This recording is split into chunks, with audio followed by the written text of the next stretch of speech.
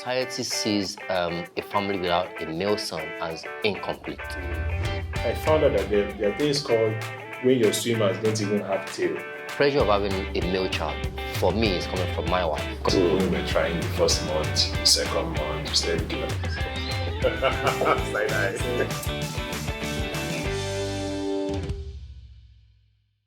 Hi everyone, my name is Ibrahim Suleiman. I'm an actor, I'm an artist, I'm an architect.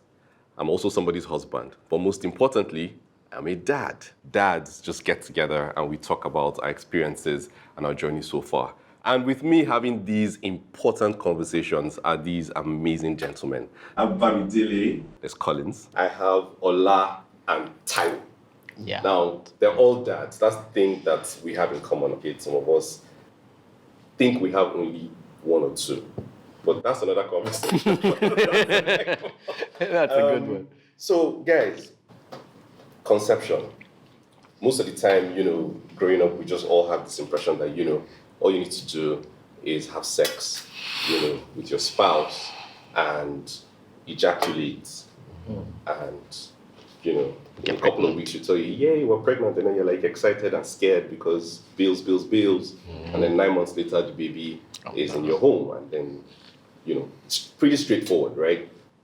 But by experiences, we all know that, they happen like that. No, Like, that's not exactly how it doesn't work goes. like that. Collins, how many kids do you have?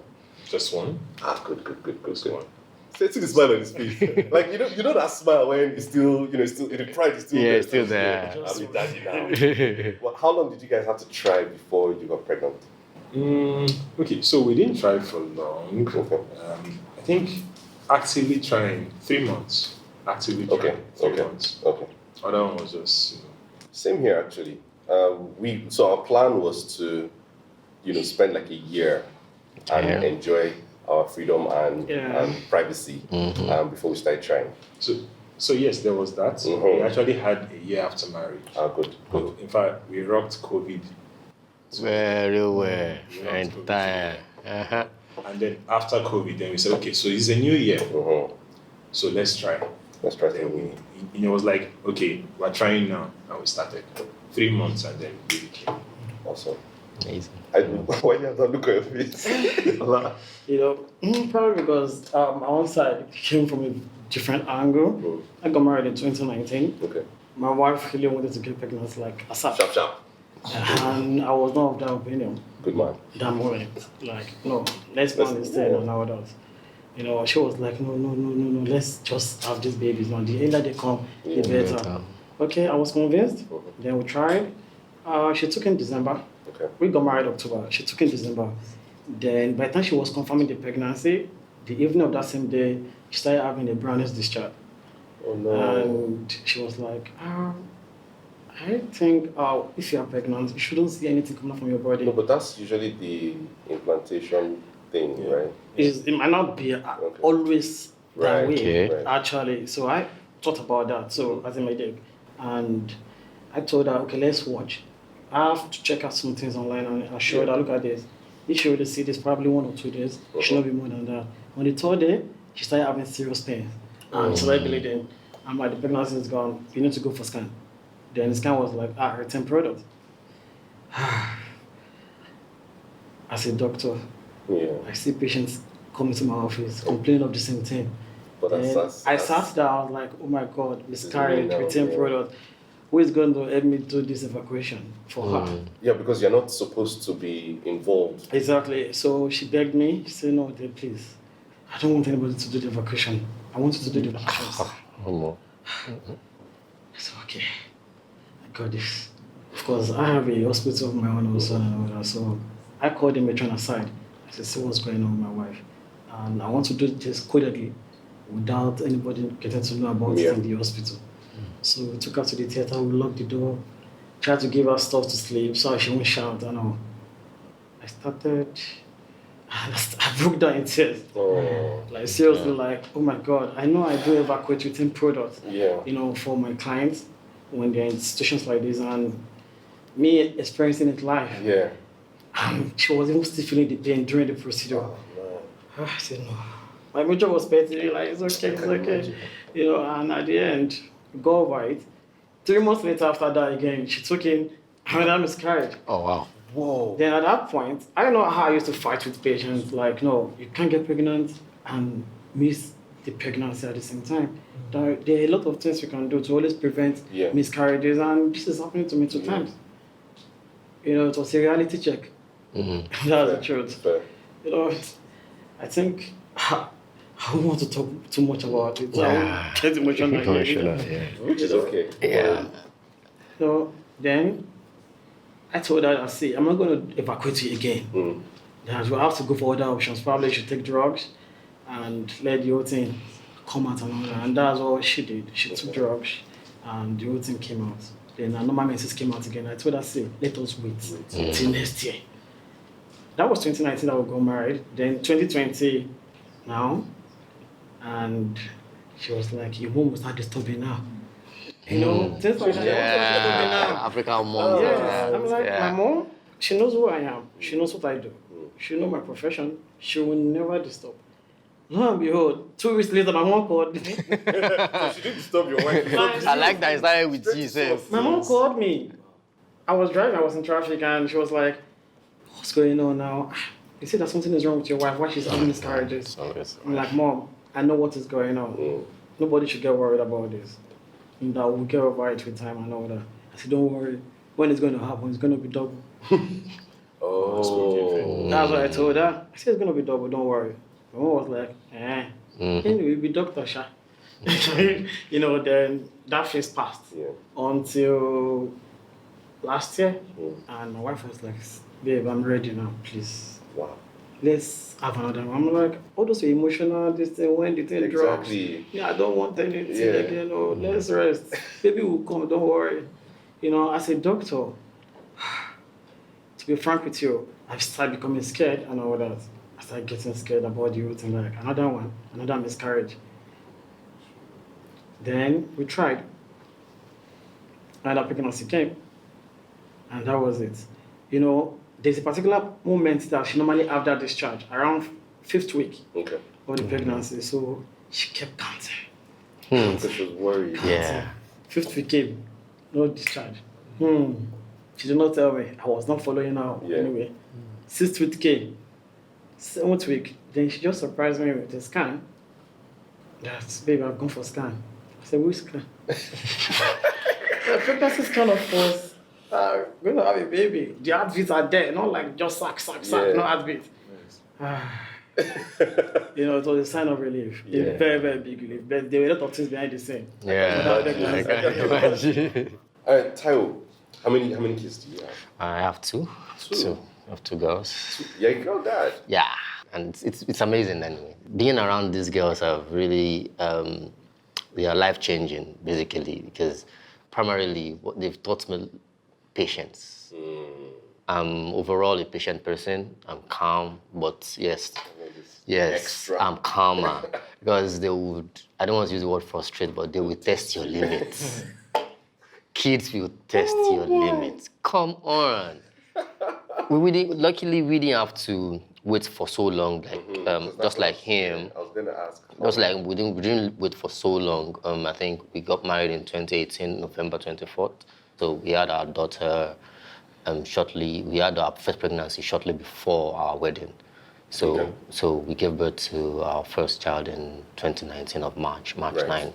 But it's the wait wasn't so long. So you didn't get to experience the whole, advice. We did. You did? When we had the initial, the payment, the bride price, and all those stuff, we did that early enough because young guy still finding his footing, but doesn't want to, all those stuff.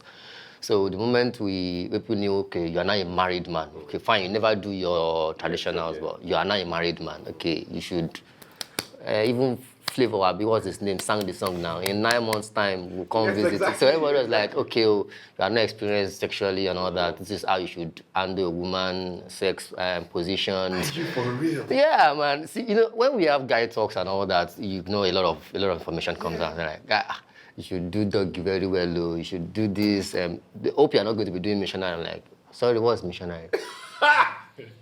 So it was very funny. So when those advices come, just like, okay, but I've learned to accept information, then sieve it, then choose which one is going to work out for. Because yes, we did have that. Oh, don't let her rest. You are just marrying, so fire as much as you can. You want to come and marry. I'm like, you guys don't even want me to enjoy my wife. Guys, it's not just, marriage is not about childbirth. Yeah. We want to be together now. Yeah. Childbirth, yes, is important, but we need to be together. No, my dad is not having that. So. So most of the pressure came from my dad. Yes. You see, funny enough, I feel that's like, is it just me, or isn't that strange? Strange, yeah.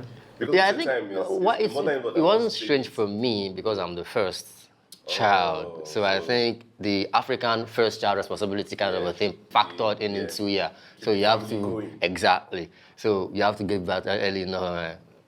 Well, are you under any pressure to have more kids? I already have 2. Nobody can pressure me to have any more kids. Okay. Primarily, it should be about companionship. Yeah. But in this part of the world, we focus a lot on keeping the family name going. So there's pressure to have boys and all of that. Are you facing that pressure to have boys? You also have your girl dad as well. Yeah. So are you getting that sort of pressure as well? I think personally, because just like he said, we talk a lot, and at times I'm coming from work and I just want to rest, and then they are coming to me with their homework, and then when they are done, they also want to tell me what happened. So my daughter are 12 and 6, so that there's the friction. So that I'm always like settling. So sometimes I just want a guy, like a boy, to come in and then also put them under some pressure, so they can have someone to look after.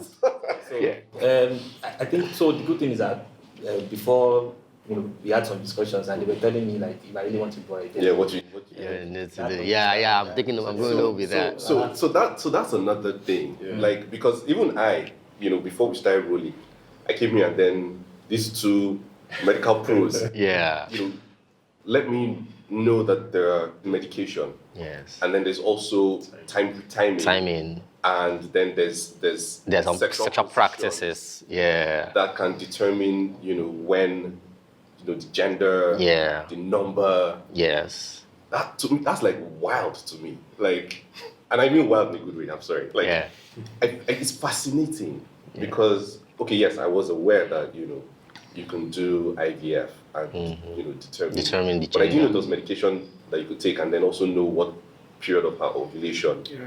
And then the difference between intercourse at the early part of ovulation and the later part of ovulation. And in my mind, I did my research. I'm an involved dad. And then I come here and I'm like, we learn, and the essence of it that's is learning. All that information that you now catch them after and be like, guy, how far now? No man. What's this medication? For consultation. One of the things that I'm really grateful for is that our generation of men are more aware of what our partners go through. In trying to conceive and then during pregnancy and then 4th trimester. It's the things that I've learned, because my wife and I, we're friends. So we have conversations. And then there are things that she has told me and I'm like, I never knew that. And then I just go and then I do some research and you just fall into a rabbit hole. Because one thing leads to another and then the other. And you're just like, more. Being a woman is tough. It is tough. It is tough. But then as men who are trying to be supportive of our women, we also need help. We need information. Yes. We need to be there for each other and everything. So my good man, now that you're ready to, bring a boy into the mix. Yes. I really hope it works out. It should, because this should be my last try. Like, because you're done. I'm done. Which is another thing that I find really interesting. There's pressure before you have children. There's pressure to get more. After, and then there's pressure if the gender mix isn't what the society or family. Yes. Now the pressure of having a male child for me is coming from my wife. She wants a male child. Me. You're like, I'm good. I'm good. You understand? But I understand where that pressure is coming from because society sees a family without a male son as incomplete. That is the way they see that men carry forward, women don't.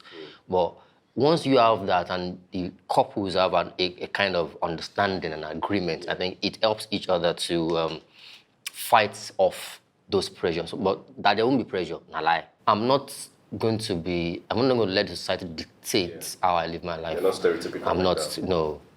So I make her understand that, see, now I'm supposed to hound you, say, I need male child. Why are you the one putting yourself under undue and unnecessary pressure? Oga, these two way Dave ground first. We never nurse them finish. You see they shout, say, one male son. I always reference Queen Amina of Zaria. That is a woman. Queen Amina no be a man now.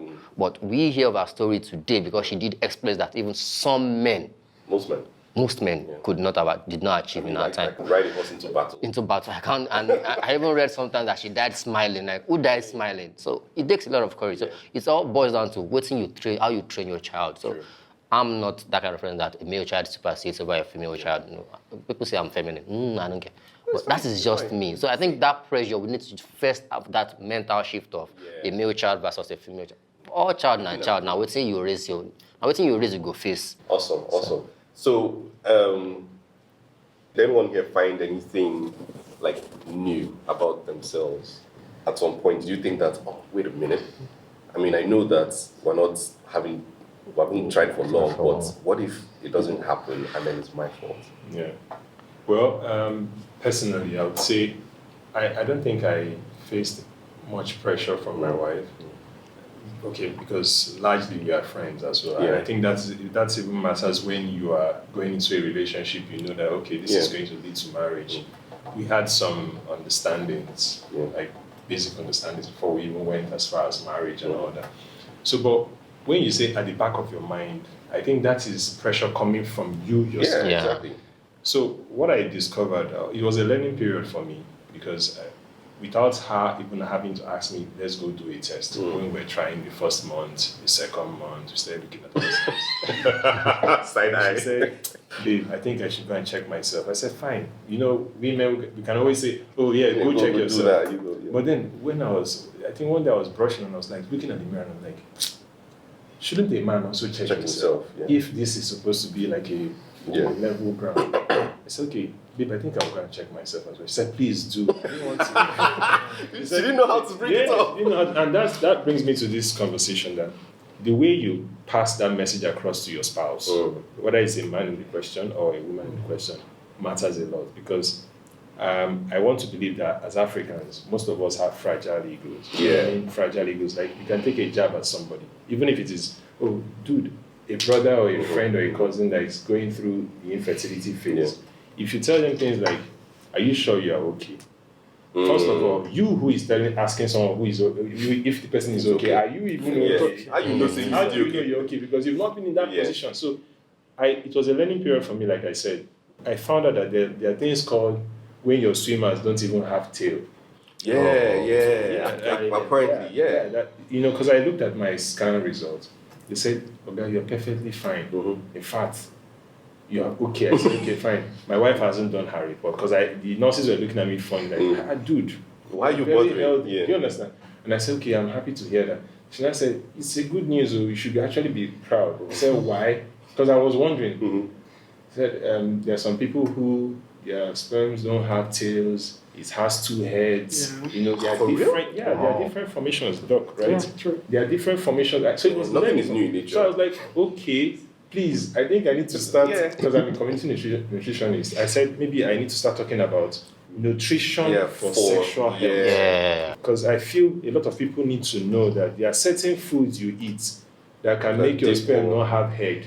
Wow. I'm telling you, or make it have two tails. And those things are serious issues that nobody is even talking about. Like your swimmers, let me use that word. Your swimmers may not be swimming enough. They may not have energy. Swimming around in circles. Or they may be swimming the wrong way, or they may have an accessory head. So all of these things were discoveries. They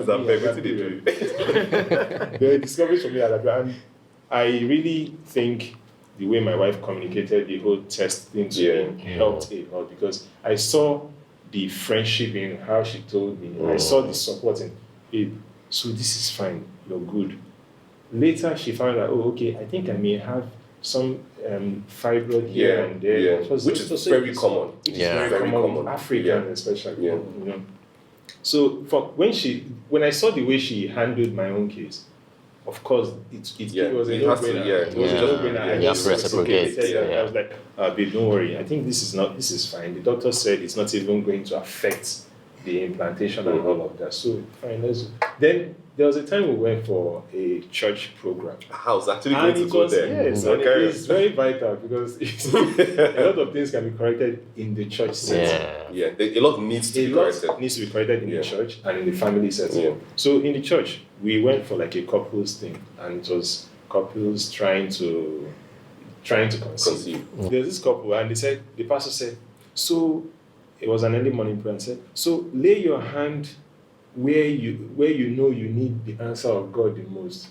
And the wife put her hand on her belly, to represent the womb. And the husband stretched his hand and put his hand on the wife's belly. And the woman did the prayer right there when we were praying. The woman just said, he moved his hand. The guy said, babe, what's happening? I'm praying for this. Put your hand where it matters most. And I was like, wow, nice. This is rash. I opened my eye. As in, I left my wife's hand. I opened my hand. The woman said, put your own hand where it matters to you. Hold your friend, come on, yes. Pray for yourself, bro. Yes, now. And I'm like, did you see that? Wow. She just said, honey, they are praying. They are praying, Where did you, like... Me? Really? No, okay, why? I took the advice. Like, you people are somehow. At that period, I knew that, okay, this thing can actually even strain relationships. Oh, yes. It's a serious matter. Yes. All right, guys, so we have had quite the conversation. But, it's a lot. I want you to take some time and digest it so that you can make use of it. For the rest of this conversation, part B will be coming out sometime during the week. Don't miss it, because it gets even better. So when it happened, it was tough. It was tough for both of us. But I'm clowning for her just to make her laugh, and I think in my mind that's what I'm supposed to be doing. That period of wait was the most silent I've ever been with my wife, because I felt like maybe there was something I could have done differently, maybe. To get even more information about what we're talking about, please follow at Tolu Midwife on all social media platforms. That's at Tolu the Midwife. You get everything that you need, because she will be pumping you with fantastic information that is timely and necessary. Don't miss it.